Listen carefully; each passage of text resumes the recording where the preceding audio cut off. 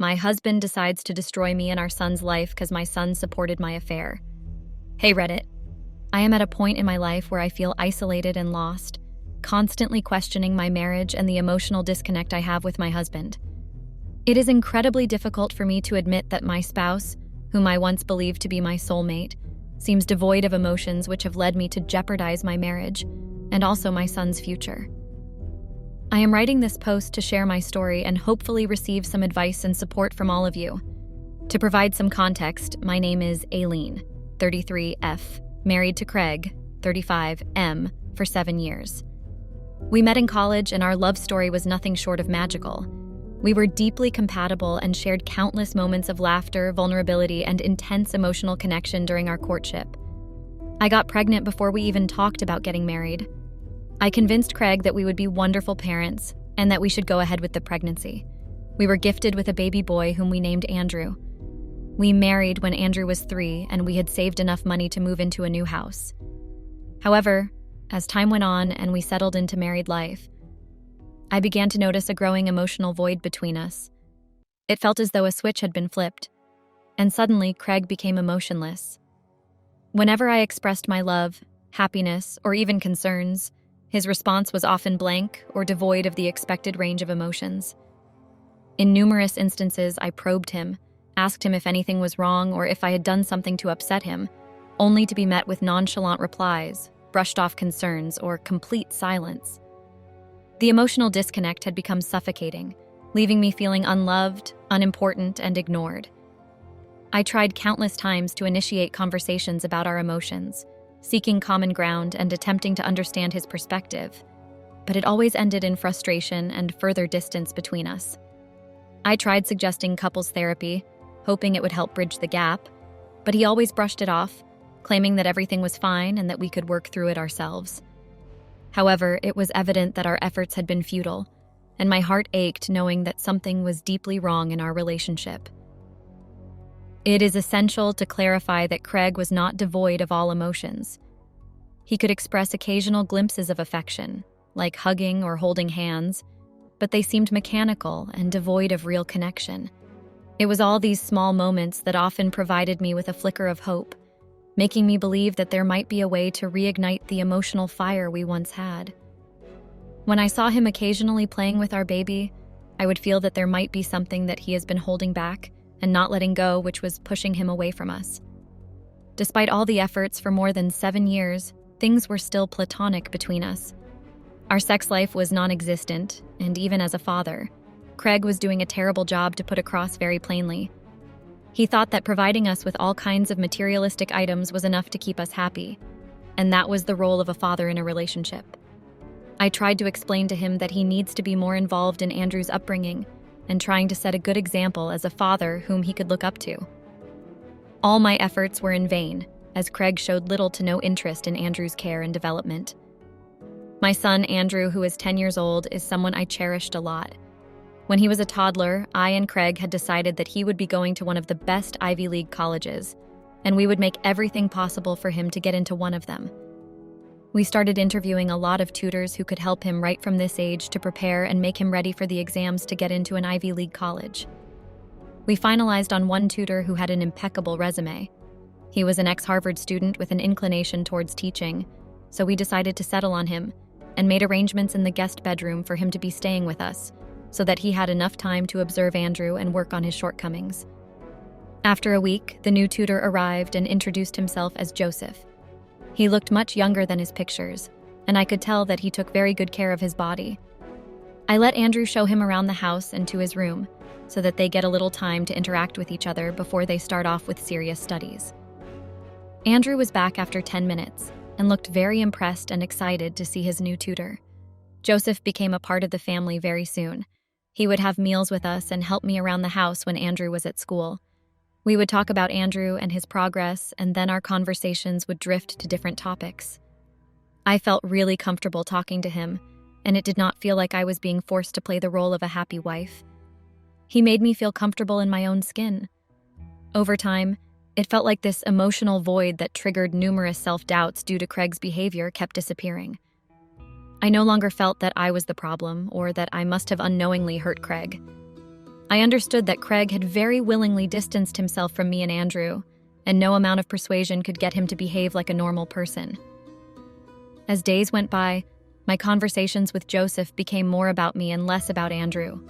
We both got pretty close to each other, and I felt like all the love that I had been craving for all these years was right in front of me. I could see that Joseph also kept stealing glances at me when no one was around. It was very difficult to curb the attraction we had for each other, especially when there was just the two of us at home. We tried pretty hard to keep our distance from each other till Andrew was back from school. When I pictured us three spending time together, it looked like a perfect family, something that was difficult to imagine with Craig being so distant from us. I started making up this imaginary family in my head with me, Andrew, and Joseph in it. One day, I just gave in to my temptation and made my moves on Joseph. The way Joseph kissed me made me feel butterflies in my stomach, which had never happened before.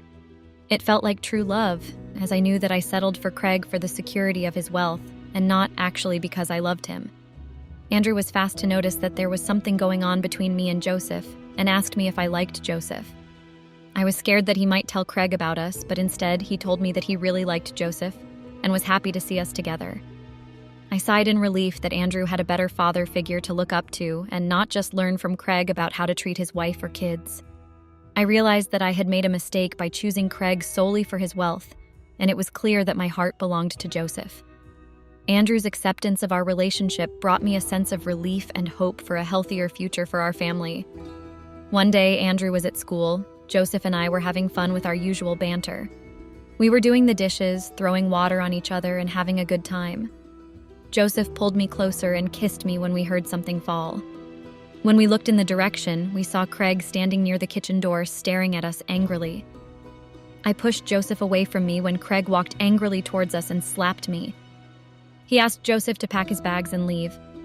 I was terrified, as I had not seen Craig this angry ever.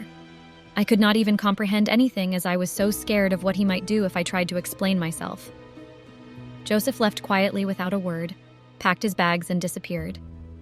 I did not even dare to come in front of Craig with the fear of what he might do. I locked myself in the bathroom and kept crying, unable to understand how I should approach this situation. I knew I had to gather my thoughts and find a way to address Craig's anger, but the fear and confusion overwhelmed me. As I sat in the bathroom, I desperately tried to come up with a plan to navigate this difficult situation without further aggravating Craig's anger. When it was time for Andrew to be back from school, Craig started pounding on the door and asked me to come out to talk. Very reluctantly, I opened the door, as I knew that I could not hide in the bathroom forever. When I came out, he pulled me with his hand and took me downstairs to sit on the couch. Andrew came home with his results for the essay that he had aced.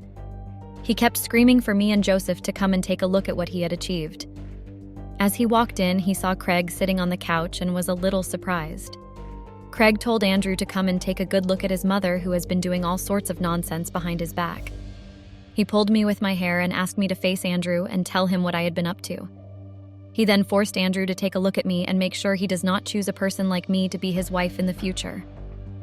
I felt disgusted by the way Craig was humiliating me in front of Andrew, and the fact that he was just a 10-year-old was upsetting me. I could see Andrew being scared and also confused by the way Craig was reacting. Before I could say something, Andrew told Craig that he knows about me and Joseph and that he was happy to see his mother happy.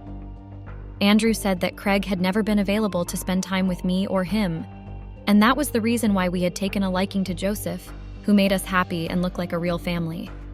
I was taken aback by how much a small kid could observe and understand, which Craig unfortunately wasn't able to understand. This was enough to enrage Craig even more. Craig looked shocked to hear all of this from Andrew's mouth and slapped me pretty hard. He blamed me for corrupting his son's mind and making him look like a bad person. I told him that I had nothing to do with anything Andrew was saying, as I never showed him in the bad light. He told me to stop acting like a good person and start showing my true colors. I knew that there was no point in talking to Craig and trying to explain to him that there was nothing I told Andrew against him for him to talk this way. Craig got up from the couch and took Andrew and me by our arms and locked up in the basement. He told me that we would have to stay in the basement until we realized what mistake we had committed. I could understand that he was angry and upset with me for cheating on him, but why was he punishing Andrew? I told him to take Andrew out of the basement, and I was the only person worthy of punishment. He told me that since I had corrupted Andrew's mind, it was my responsibility that I put some sense into him, so that he understands that what his mother had done is wrong. He told me to teach Andrew that infidelity is a crime no matter the circumstances, and until he understands that, we both stay locked in the basement. I pleaded with him, explaining that punishing Andrew was unfair and that it was my mistake alone. However, he remained adamant, insisting that teaching Andrew the consequences of infidelity was crucial for his moral development. Reluctantly, I accepted my role in guiding Andrew towards understanding the gravity of the situation. For the next 3 days, we were in the basement and Craig gave us very little food and water, just enough to survive. I was fuming with anger with the way he was treating his only son who had absolutely no fault in any of this. I was begging Craig to let Andrew out of the basement and make sure he has good nutrition and a good sleep. He kept denying my request and told me that this will make him suffer to make him realize what is right and what is wrong. After 3 days, he pulled Andrew out of the basement and kept me locked in. I don't know what he spoke to Andrew, but I was happy that he was not putting him back inside. However, my relief was short-lived as I soon realized that Craig's treatment towards me was even worse than before. He subjected me to constant verbal abuse and neglect, leaving me desperate for any sign of kindness or escape.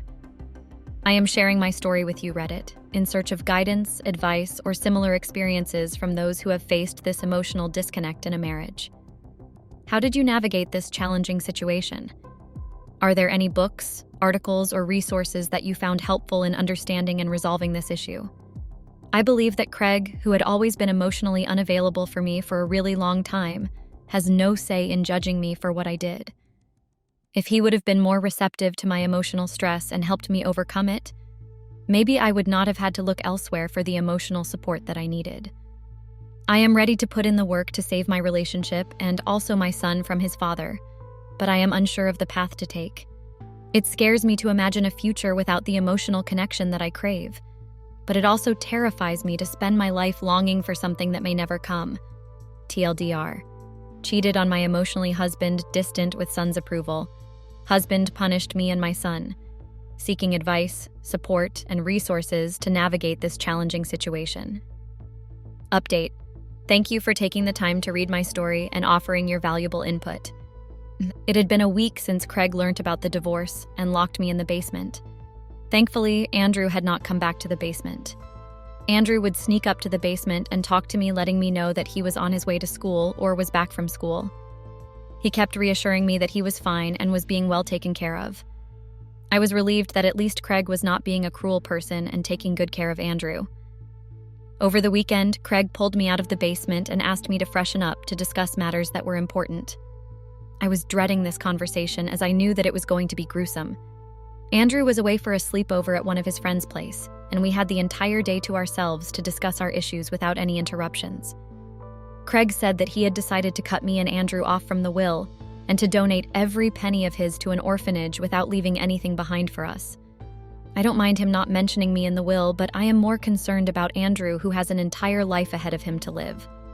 How could he possibly cut his one and only son off? I was the one who cheated, so why was he putting Andrew through all of this? It is very difficult to reason with Craig at this point, as he has been treating me like a slave since he found out about the affair. I only see rage and anger every time I look at him, which makes it difficult for me to address any concerns I have regarding his behavior towards Andrew. He has stopped caring about Andrew and does not even bother checking on his progress as a father. This had impacted Andrew's performance at school to a great extent, but he blames me for all of it. Craig's refusal to acknowledge his own role in Andrew's struggles is causing significant harm to their relationship. It's clear that Craig is displacing his anger onto me, rather than taking responsibility for his own actions as a father. This toxic dynamic is not only detrimental to Andrew's well-being, but it also prevents any productive communication about our concerns for his development. I decided that I could not let my mistakes ruin Andrew's life and future. I gathered enough courage to talk to Craig about it. After Andrew left for school, I asked Craig if we could talk about Andrew.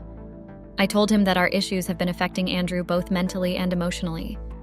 It would be better if we kept him out of all this mess. He laughed and told me that I was the one who was very adamant on having a baby when we were both clearly not ready for it. We were not even married when we had Andrew. He kept insisting that I abort and that we could have a baby when we were married and would be actually ready. I was the one who was not ready to listen to any of it. He did everything he could as a father, even when he was not willingly ready for it. I was the one who made it look like he was not a good husband to me and went ahead and had an affair with his tutor. Even after all of this being my fault, he was disappointed in Andrew taking my side when clearly I was in the wrong. He said that he was teaching Andrew that life is not fair and that he had to live with the cards he has been dealt with. Unfortunately, his parents are not perfect people and he had to deal with it. He had no right in taking sides, but the moment he did, he was already involved in all of this. Craig said that there was nothing more that he could do for me or Andrew. He clearly told me that I would not be getting a divorce even if I begged him, as he believed that would be the easy way out for me. He told me that my punishment would be to see my son being miserable at school and not have anything left under his name, and keep cursing the moment when I had the thought of having an affair. I kept sobbing as those harsh words kept ringing in my ears. My affair had not only ruined my life, but had also jeopardized my son's future. I had no idea that Craig would turn so bitter towards his own son that he would not even realize that all of his actions were ruining his son. I decided that I could not just sit and sob and do nothing about it. I retaliated to Craig's accusations that I had made his life miserable, which was a big fat lie. He had always been happy, and I made sure that I gave him enough space when he expected me not to interfere. I told Craig that he had no right to ruin Andrew's life by disowning him, as he was his only child. Craig then told me that he wasn't really sure if Andrew was really his son. He would have believed it 2 weeks ago without any doubt. But after seeing my true colors, he feels that maybe I rushed having a baby and getting married, so that he does not find out who Andrew's real father is. I was dumbfounded by his mudslinging statements about me. I admit that I had cheated on him with Joseph, but there was never a day before Joseph appeared that I had ever even thought of cheating on Craig, or for that matter, even leaving him and getting a divorce, because though I was unhappy, I still wanted to make this marriage work. How could he be so blinded by his anger and jealousy that he passes such vile statements about me which he himself knew were not true? I told him that I would make sure that Andrew gets his share of his inheritance, and also I would file for custody and domestic violence if he would not be willing to give me a divorce. There was no way I was going to stay with him after all the slander he had thrown my way. I told him to get ready and hire a good lawyer since he would need one. He laughed in my face and told me that it wouldn't be necessary because even if we went to court, there was no way I was going to get any alimony or child support or custody. He said that he would make sure everybody we know gets to know about my affair, as he would make sure that Joseph testified that I was the one who seduced him into having an affair. Also, Craig said that he knew this is how I would react, so he had already transferred all of his property to a charitable organization that would be handling his entire wealth. I could see the cunningness in his eyes and face that kept taunting me and letting me know that I had messed up and there was no way out for me. I never knew how he became such a wrong person to live with.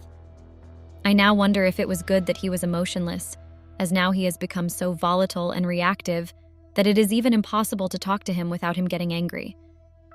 He told me that as a person, he tried keeping things to himself, but now that I had pushed him to a corner, he had no other option but to retaliate in a way that I understand and just follow his orders. I had no idea that my affair would unleash a monster. I kept praying to God to show some mercy on Andrew and make Craig change his mind. The only hope I have is from God to create a miracle that could help me and Andrew come out of this slump. Little did I know that my actions would have such devastating consequences. As the days went by, the weight of guilt and regret grew heavier, leaving me desperate for divine intervention. I clung to the belief that only a miracle could bring redemption and provide a way out of this dark chapter in our lives.